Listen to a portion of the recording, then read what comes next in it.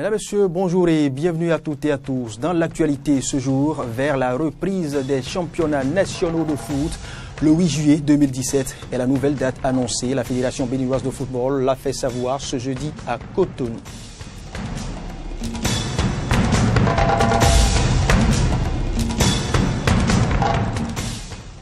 Et puis la prison centrale de Kinshasa en RDC a été la cible d'une attaque ce mercredi. Dans la foulée, de nombreux détenus se sont évadés, dont le chef du mouvement insurrectionnel.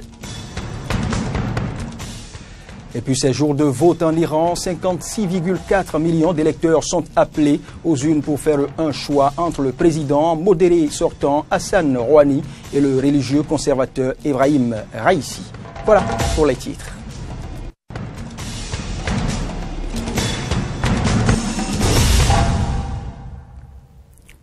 À nouveau, bonjour. Une fois n'est pas coutume, du sport pour commencer ce journal. Les clubs de football béninois devraient renouer avec leur championnat respectif le 8 juillet. C'est ce que souhaite la Fédération béninoise de football. Elle a fait savoir hier à Cotonou. Roland Toninkes et Romaric Devoshi pour les précisions. Le championnat national de football béninois démarre effectivement le 8 juillet prochain. C'est en substance ce qu'il faut retenir de la conférence de presse donnée ce jeudi par les membres du comité exécutif de la Fédération béninoise de football. Ce championnat est réparti en 3 catégories, Ligue 1, Ligue 2 et Ligue 3, qui regroupent les équipes de première division, deuxième division et la Ligue amateur. Les férus du football n'ont donc plus de soucis à se faire et c'est ce que confirme Anjorin Moucharafou, président du comité exécutif. Il y aura un match tous les 2 mercredis et un match tous les samedis, dimanches. Donc le match se joue en poule. Toujours pas souci économique, en poule pour que nous puissions aller à terme. 19 équipes sont retenues pour la Ligue 1. Le match inaugural prévu pour le samedi 8 juillet prochain opposera les Requins de l'Atlantique à l'USS Krake au stade général Mathieu Kékou de Cotonou à 16h. Et puis ce journal se poursuit. Les députés béninois sont hors du Parlement béninois. Ils sont en séminaire à Cotonou pour 2 jours afin de mieux approfondir les questions liées au respect des droits de l'homme, base de toute démocratie. Les mécanismes de prévention de la torture sous toutes ses formes, l'abolition de la peine de mort, les enfants sans identité, sont entre autres les sous-thèmes qui y sont abordés. Une initiative de l'Assemblée parlementaire de la francophonie OIF. Je vous invite maintenant à suivre un extrait du représentant du président de l'Assemblée parlementaire de la francophonie et du président de l'Assemblée nationale du Bénin, Maître Adrien Hongbeji, au cours de l'ouverture du séminaire.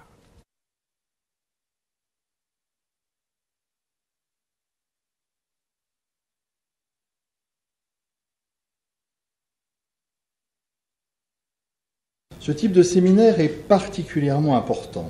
En effet, il permet à des parlementaires de différents pays de se rencontrer, de confronter leurs expériences acquises, de comparer les systèmes institutionnels et les modes de fonctionnement de leurs assemblées. Nous n'avons sans doute pas la même expérience, mais cela ne constitue en rien un obstacle. C'est même ce qui fait la richesse et l'originalité de ces rencontres. Pendant 2 journées, chacun va s'enrichir des différences des autres.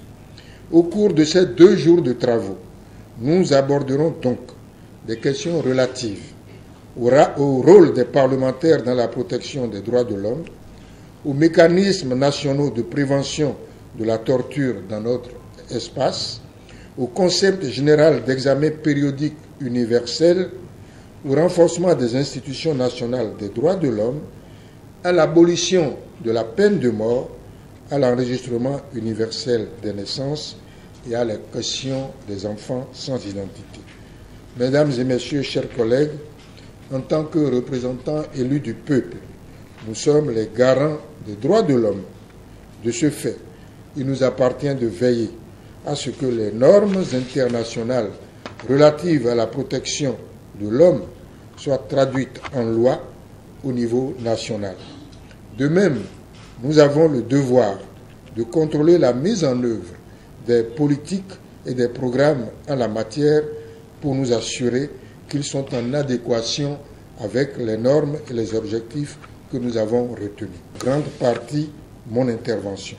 Je me réjouis donc de ce que 2 jours durant, nous discuterons et échangerons sur cette question notamment les actions à mener en tant que parlementaires afin de mieux assurer le rôle qui nous est dévolu pour garantir convenablement la protection des droits de l'homme tant au niveau national que dans l'espace international. Dans un tout autre chapitre maintenant, mécontentement dans le rang des syndicats du ministère des Affaires étrangères, Daouda Draman et ses syndiqués s'insurgent contre le mode de fonctionnement de leur département ministériel sous le régime de la rupture. Et pour se faire entendre, ils étaient en audience ce jeudi matin au cabinet de Augustin Gbian. Il est le président du Conseil économique et social. Suivant un extrait de leur déclaration après l'audience, ils sont au micro de Roland Torinques et Damien Pedro. Le ministère des Affaires étrangères, c'est un ministère par essence de négociation. Mais quand vous êtes en face d'une autorité qui refuse les négociations, vous êtes obligé d'utiliser les méthodes que tout le monde utilise dans le pays. Nous sommes en train de constater, malgré les observations que nous avons eu à faire, que les réformes que nous comptions accompagner sont en train d'être exécutées d'une manière peu orthodoxes. Ils sont par exemple en train de remplacer des agents qui ont travaillé pendant 10 ans, 15 ans avant d'être affectés en poste diplomatique. Et on est en train de les remplacer par d'autres agents dont on ne connaît pas l'origine, peut-être qui quittent des sociétés béninoises ici pour aller servir dans les postes diplomatiques. Ces agents qui quittent le ministère des Affaires étrangères, qui gagnent 1 000 € par mois, sont remplacés par des agents qui ont quitté des sociétés privées, des membres du gouvernement pour aller prendre 5 000 € en Europe en lieu et place de ceux qui sont formés pour. C'est un peu ce qui se passe, c'est d'ailleurs même la goutte d'eau qui est en train de faire déborder le vase avec le rappel des cadres de catégorie C et D des postes diplomatiques. Il y a une grève d'avertissement de 48 heures qui va être lancée. Et puis, il y a un conseil syndical qui va se tenir au Bénin profond pour que les Béninois qui sont là-bas sachent, parce que tout le monde ne sait pas ce qu'on appelle diplomatie, sachent ce qui se passe. Parce que c'est l'intérêt du Bénin qu'on est en train de plonger. Les diplomates, ici aux affaires étrangères, nous parlons nous plus des personnels des affaires étrangères. Parce que ce n'est pas seulement les diplomates qu'il y a ici. La preuve, ce n'est pas les diplomates qui sont rappelés. C'est les autres personnels qui sont rappelés. Et nous avons dit non. Ça veut dire que pour aller servir en poste diplomatique, il faut passer par les affaires étrangères. Comme Jésus-Christ l'a dit, si vous voulez rencontrer Dieu, vous allez me voir d'abord, il faut passer par moi. Donc pour aller dans les postes diplomatiques, il faut passer par les affaires étrangères. Ceux qu'on veut envoyer, qui sont en train d'envoyer goutte à goutte, ne sont pas des affaires étrangères. Une délicate interrogation. S'achemine-t-on vers la fermeture de nos blocs opératoires? Eh bien, la question reste posée. Cela pourrait arriver du fait de la pénurie d'anesthésistes. Le secteur de la santé souffre du nombre illimité, bien évidemment, de ces spécialistes depuis des années. Le syndicat des anesthésistes appelle l'attention des autorités béninoises sur le problème. Aujourd'hui encore, ils tirent la sonnette d'alarme. Écoutez-les.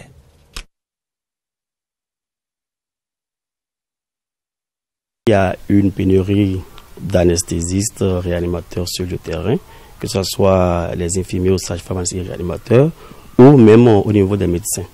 Les hôpitaux ne sont pas couverts en nombre suffisant d'anesthésistes réanimateurs. Et ceci, nous avons déjà attiré l'attention des autorités compétentes en la matière depuis les années 2011. Il s'agit de la formation proprement dite. Le mal est parti de là. Sur le terrain, actuellement, nous sommes 202 anesthésistes, techniciens, infirmiers réanimateurs. L'État, dans les structures étatiques, on est 136. Dans les 136, depuis le 31 décembre 2006, bon nombre sont déjà allés à la retraite. De la même façon, il y a la fuite. Ceux qui se sont vus bloqués, qui ont souhaité aller faire autre formation sont partis. Nous avons attiré l'attention de toutes les autorités, accompagnées de statistiques. Et l'objet de notre lettre, c'était vers la fermeture de nos blocs opératoires. C'est tout à fait justifié et devait attirer l'attention pour qu'on puisse se pencher sur la situation. Aux autorités qui prennent conscience de l'enjeu, que d'ici peu, il n'y aura plus d'anesthésie réanimateur, puisque les gens iront à la retraite. D'autres sont de partis pour autre formation. et le peuple béninois sera livré à lui-même. Ça veut dire quoi? Les autorités elles-mêmes, si elles sont dans la situation chirurgicale, on ne pourra même pas les opérer. Et c'est la mort. Le peuple est livré à la mort. Nous demanderons aux autorités de tout faire pour relancer la formation de ces cadres pour que les hôpitaux soient animés. Le de l'urgence, c'est qu'il intervient au niveau des urgences et dans les secteurs sensibles, c'est-à-dire les soins intensifs, la réanimation, voilà. Et ils sont en amont pour apprécier avec le médecin de garde les problèmes vitaux que le patient a et pallier avant que toute complication ne survienne. Ils savent qu'il y a de pénuries parce que le nombre d'urgentistes sur le terrain, infirmiers urgentistes sur le terrain, c'est à peine 90 sur le terrain pour tout le Bénin. Et il n'y a pas de médecins urgentistes formés béninois comme ça, je n'en connais pas. C'est les anesthésistes, les médecins anesthésistes réanimateurs qui font office d'urgentiste. Si j'ai quelque chose à dire au gouvernement, c'est qu'ils n'ont qu'à voir vraiment pas centre hospitalier, le nombre de personnel qui manque, urgentistes, anesthésistes, instrumentistes, un certain nombre de choses pour les secteurs sensibles, pour les envoyer en formation conséquemment. Donc voilà, c'est ce que j'ai à dire, pour le bonheur de la population bien sûr. Autre registre maintenant, on remonte à 72 heures plus tôt, plus précisément, ce mercredi 17 mai. La journée, c'était la journée internationale de la lutte contre l'homophobie, un concept souvent réduit à l'aversion pour les homosexuels, justement. Parlant de l'homosexualité, quel est le regard que les Béninois y portent? Écoutez, ce sont des propos recueillis par Fréjus Bilal Seulan et Damien Pedro.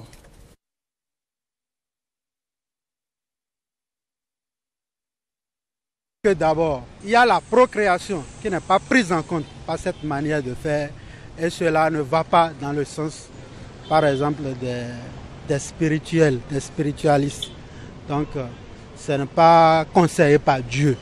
Et tout ce que nous faisons sur cette terre, il faudrait que ça soit dans une lignée donnée, que ça suive l'idéal. Parce que ce que nous avons vu depuis les temps des temps, c'est couple, hommes et femmes. Et je pense que c'est ça qu'il faille sérieusement encourager. Ça m'étonne quand j'entends, mais c'est ridicule. Hein? Vraiment, je veux que c'est sale. Et si c'est dans notre pays, là, il faut que les autorités arrivent à tout faire pour mettre fin à ça. On a beaucoup de femmes, beaucoup d'hommes, et puis on va passer par là, mais je vois que c'est vraiment sale.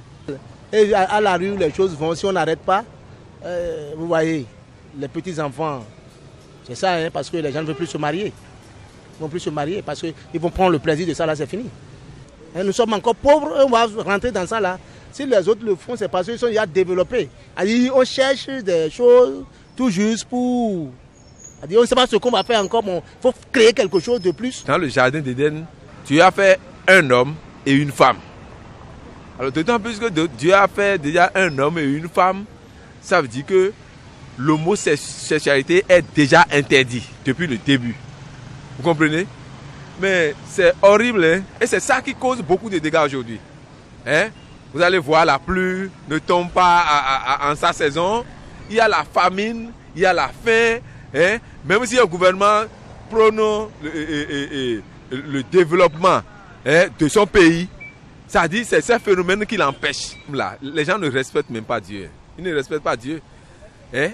Quand on dit allez vous multiplier, eux ils disent non, nous n'allons pas nous multiplier. Alors que eux là, c'est une femme et un homme qui les ont mis au monde, non? Mais c'est pas deux hommes qui les ont mis au monde, c'est pas deux femmes qui les ont mis au monde. Il faut vraiment interdire ça au Bénin. Hein? Nous voulons désormais que la pluie tombe en sa saison. L'actualité s'ouvre maintenant sur le continent africain. Près de 2 millions de personnes victimes des actions du groupe islamiste Boko Haram sont privées de l'aide alimentaire et humanitaire. Ce groupe bloque les efforts devant permettre de leur porter secours. C'est ce qui ressort d'un rapport du Programme alimentaire mondial, PAM. Et nous poursuivons toujours ce journal, toujours à l'international. Et il y a des victimes particulières des exactions de la secte islamiste Boko Haram dont on ne parle souvent pas. Il s'agit des enfants. Des précisions dans ce reportage.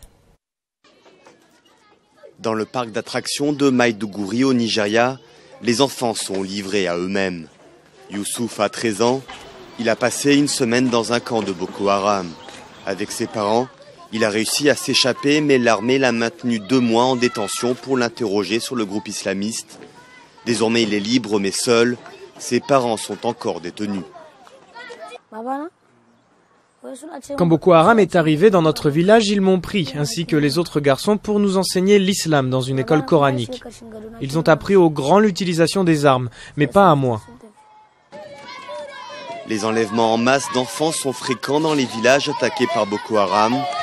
Endoctrinés, ils sont ensuite obligés de combattre aux côtés des islamistes.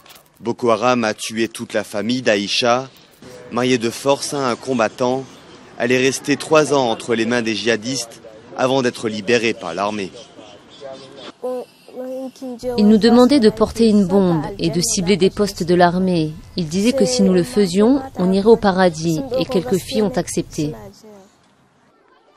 Depuis 2014, 117 enfants ont été utilisés par Boko Haram pour commettre des attentats suicides à la bombe au Nigeria, au Tchad, au Niger ou au Cameroun.